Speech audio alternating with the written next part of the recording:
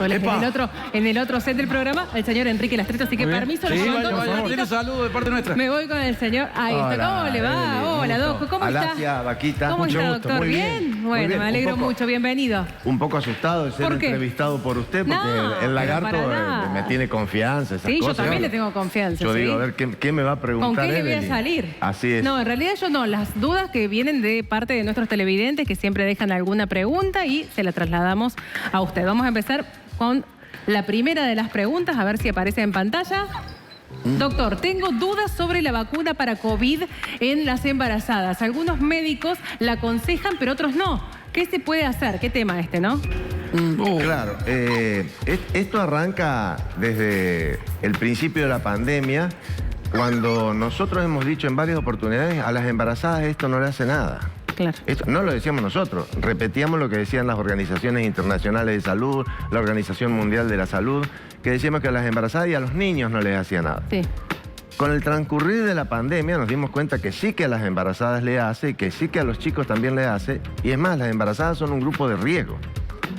Pero en la primera etapa esta de cuando empezaron a desarrollarse las vacunas, no se incluyeron en la fase 3 de la investigación a embarazadas. Claro. No se incluyeron, no se pusieron en los grupos para investigar qué pasaba con la vacuna, qué efectos tenía, ¿no es cierto? En toda la fase de la vacuna, embarazadas no entraron, que habitualmente no entran embarazadas en estudios de medicamentos. Claro. Bueno, esto se cumplió.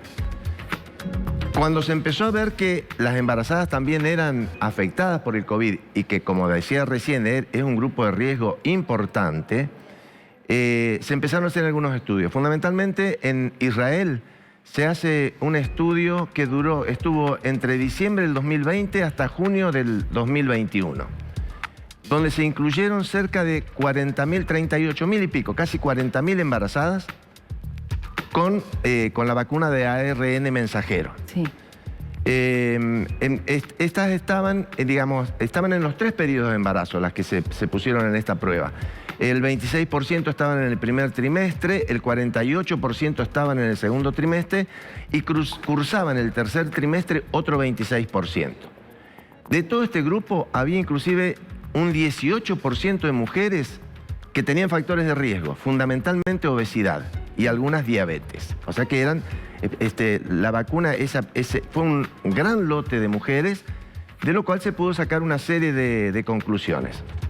¿Qué se dijo o qué es lo que mostraron estos estudios en embarazadas? Bueno, se vio que hasta los 14 días de la primera dosis de las vacunas, en los 3 grupos, en las de primer trimestre, segundo y tercero, no hubo diferencias con las mujeres que no estaban embarazadas en cuanto a contagios. O sea. Y en cuanto a la importancia de la enfermedad, hasta los 14 días. Pero entre los 14 y los 21 días de la primera dosis apareció una efectividad en la vacuna, una generación de anticuerpos en la vacuna del 67%. Ya a los 14 días, entre los 14 y los 21. Y entre los 14 y los 20, perdón. Y entre los 21 y los 27 días apareció un 72% O sea, sí. de efectividad. Y después de los 7 días, entre los 7 días y 14 días de la segunda dosis, apareció un 96% de efectividad de la vacuna. O sea que sí es importante. Es importante. Y una de las cosas que te preguntan, yo entiendo esto que dice la señora, unos médicos dicen que sí, otros dicen que no. ¿Por qué lo hacen? Yo creo que porque a lo mejor el que dice que no está muy metido en este tema de la embarazada. Entonces, por las dudas... No ha estado viendo. Y claro, viste esta vieja cosa de que en la embarazada es mejor no tomar nada, en la embarazada es mejor no tomar nada o no ponerse nada cuando no hace falta. Una embarazada que tiene una infección tiene que tomar antibióticos. Habrá que buscar el antibiótico que sea menos peligroso Erosivo. para el embarazo, Claro. pero una infección es mucho más peligrosa que el efecto que puede causar un antibiótico. Para las vacunas, esto es lo mismo. Por eso yo creo que algunos dicen, no, hay antivacunas. Hay antivacunas. Sí, hay médicos también que... Y no solamente hay antivacunas en el común de la gente. Sí. Hay profesionales de la salud que son antivacunas. No nos vamos a poner a analizar nada de esto, pero sí, fundamentalmente yo creo que es los que hoy están diciendo que le dan algún mensaje de que no se vacune a una embarazada es porque no saben y porque no han leído los últimos trabajos. Por supuesto que me podrán decir, y bueno, y dentro de algunos años con los lactantes, ¿qué puede pasar? Bueno, estamos en esto. Lo único que nos puede hacer superar esta pandemia es la vacuna. Más allá de todas las otras normas, ¿no es cierto? El barbijo, el distanciamiento, la higiene, etcétera, etcétera. Pero esto se combate con vacunas.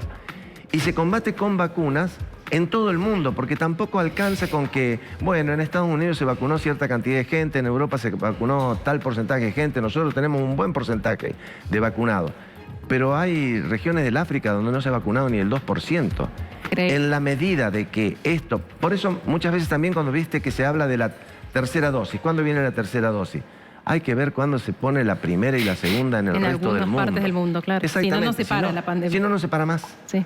O sea, como mensaje final, sí, hay que vacunarse, las embarazadas se tienen que vacunar, no importa en qué trimestre del embarazo estén, se tienen que vacunar. Lo único que va a hacer...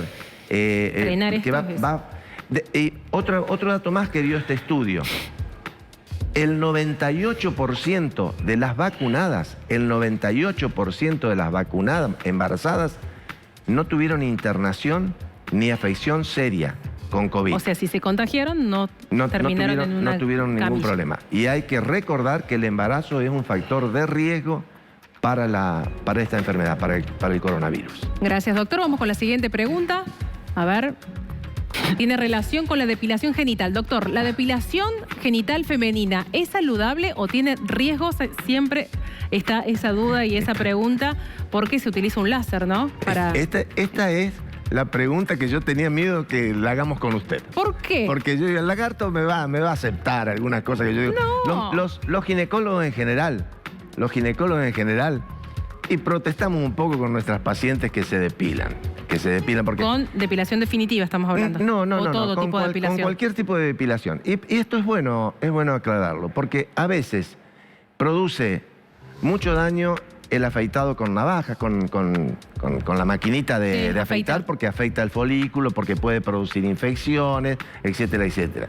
Otra de las cosas, las depilaciones que se hacen con cera caliente, puede producir reacciones de todo tipo. Las otras que se hacen con esos productos que son para hacer caer el vello, con las cremas.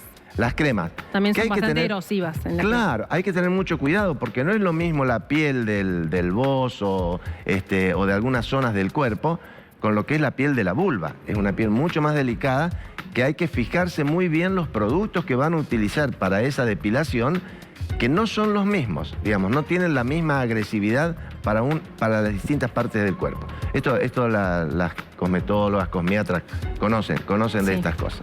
Ahora, ¿por qué nosotros? Es una moda lo de la... Convengamos que me cuesta hablarlo con una chica. Esto. ¿Por qué? A ver, es una moda.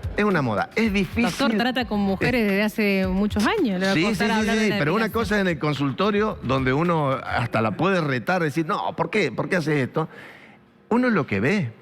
El ingenio, ¿no es cierto? Porque a veces no es total la depilación. Pinitos, corazoncitos, triangulitos. Sí, hay la imaginación ha superado a Dalí en lo que nosotros vemos en los consultorios ginecológicos.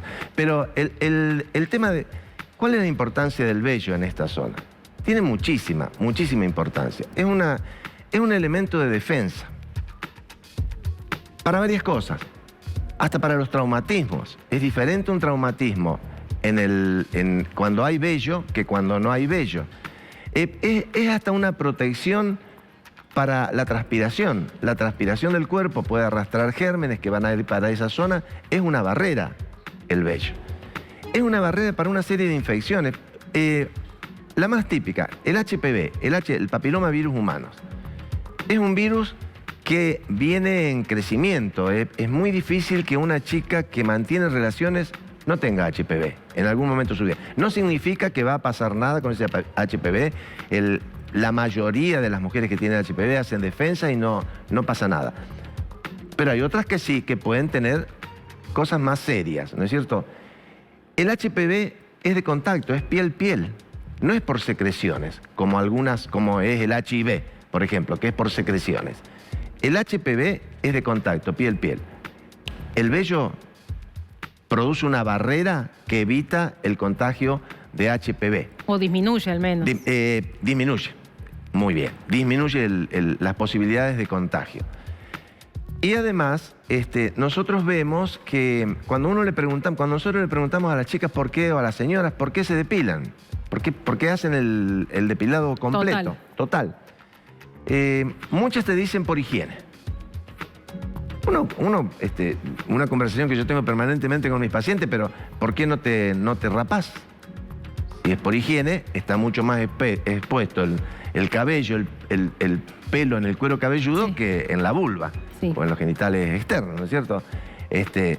Ahí se quedan pensando. A veces viene en el combo de la promo. También hay. Es una moda. Sí, es una moda. Es una moda. También en algunas encuestas que se hacen, te dicen que mejora las relaciones sexuales. Para nada mejora las relaciones sexuales. No hay ningún estudio, y hay muchísimos estudios sobre esto.